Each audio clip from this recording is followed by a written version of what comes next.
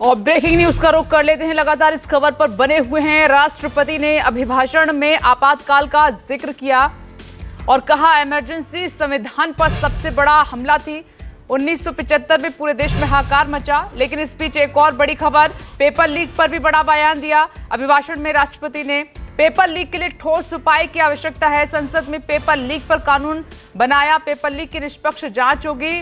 और ऋषिकेश का रुख कर लेते हैं। ऋषिकेश, पेपर लीक की बात मानी है राष्ट्रपति ने भी अभिभाषण में कि हाँ गड़बड़ी हुई और इसकी निष्पक्ष जांच होगी। दोषियों को कड़ी सजा मिलेगी। बिल्कुल विपनेश, देखिए आपातकाल और जो पेपर लीक का मामला है दोनों अभिभाषण में था। तो चूंकि आज पेपर लीक को लेकर ही हल्ला बोल है और कांग्रेस के कार्यकर्ता एनएसयूआई के बड़ी तादाद में हैं। हमारे साथ महाराष्ट्र के कुछ लोग, आप लोग महाराष्ट्र से? हाँ जी, महाराष्ट्र से। हम लोग ये पूछ रहे हैं कि अभिभाषण से लेकर स्पीकर तक कह रहे हैं कि संविधान बचाने वाले जो दल हैं वो आपातकाल को भी याद करें, कैसे संविधान को तोड़ा गया था। पेपर लीक जिसको लेकर हल्ला बोल रहे हैं वो भी सरकार के एजेंडे में है, अभिभाषण का वो भी। देखिए, मुद्दे भटकाने का काम जो है भारतीय जनता पार्टी और सरकार का जो है शुरुआत से वही वो लोग करने की कोशिश कर रहे हैं। देश के जो शिक्षा मंत्री धर्मेंद्र प्रधान जी, उन्होंने पहले दिन जो स्टेटमेंट दिया, कांग्रेस ने जब मुद्दा उठाया पेपर लीक के बारे में, उस दिन बोला कि कांग्रेस गुमराह कर रही है और ऐसा कोई हुआ ही नहीं है।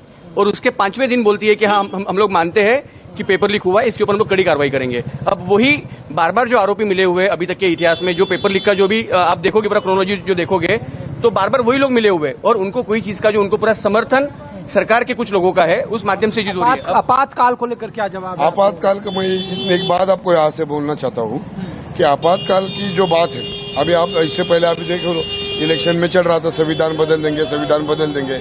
लेकिन अभी बात ये चल रही है कि अगर भाजपा है पूरे 400 पार नहीं हुआ, 400 पार ये नहीं हुआ तो इसकी वजह से संविधान नहीं बदल पाया। अगर ये भाजपा अगर 400 पार हो जाता, 101% यहाँ पे भाजपा संविधान बदल देते। महाराष्ट्र, अभी महाराष्ट्र से हैं। महाराष्ट्र में तो चुनाव है और मन से ये जवाब आपसे पूछे जाएंगे कि आपातकाल कांग्रेस ने लगाया, आप संविधान बचाने वाले संविधान को कैसे तोड़े हैं, इसका जवाब दें। संविधान पेपर लीक का ही मामला है सरकार के एजेंडे में। संविधान के ऊपर ही राहुल गांधी सरकार का लोगों को समर्थन कर रहे हैं और पेपर लीक के बारे में कांग्रेस का पूरा विरोध है। भाजपा सरकार का निषेध करने के लिए आज हम इधर आंदोलन जंतर मंत्र पे आए। भैया, ये संविधान देश की बुनियाद है और जो पेपर लीक हो रहा है ये मुद्दा चल रहा है, इसको भटकाने के लिए कुछ पुरानी बातें निकाली जा रही है। आप एक बार क्रोनोलॉजी देखना, सारे बीजेपी रूल स्टेट में ही पेपर लीक क्यों हो रहे हैं, जहाँ पे बीजेपी केंद्र सरकार में क्यों हो रहे हैं। नीट का देखो, नीट पीजी करके एग्जाम आता है, उसका 12 घंटे पहले एग्जामिनेशन कैंसिल कर दिया। बच्चे को 600 किलोमीटर जाना पड़ता है पीजी नीट क्लियर करने के लिए, एग्जाम देने के लिए। 12 घंटे ये स्टेट गवर्नमेंट एग्जाम कैंसिल करती है। इतनी क्यों डरी हुई है? तो ये पेपर लीक का मुद्दा कांग्रेस के मैनिफेस्टो में था और वही बात हम कह रहे थे कि ये बहुत बड़ी दरकरार है जो बच्चों को परेशान कर रही है। ध्यान हटकाने के लिए आप साहब, आप कौन से स्टेट से? हम महाराष्ट्र से। तो ये ध्यान हटाने के लिए है कि आपातकाल का मुद्दा सामने लाया जा रहा है, संसद में मौन है। ये पहले से ही भाजपा की रणनीति रह चुकी है। जब भी हमने गरीबी की बात की, महंगाई की बात की, बेरोजगारी की बात की, वो कोई ना कोई मुद्दा आगे लेके आते हैं। जिस प्रकार राम मंदिर का मुद्दा ले आए, वो सेना का मुद्दा ले आए। लेकिन अभी जनता जो है वो होशियार हो चुकी है। वो अपने जो बेसिक नीड्स है उसके बारे में सोचती है। उन्हें अपने बच्चे जो है, उनके बच्चों का भविष्य उज्जवल चाहिए। उन्हें ये जो पोलराइजेशन है वो नहीं चाहिए।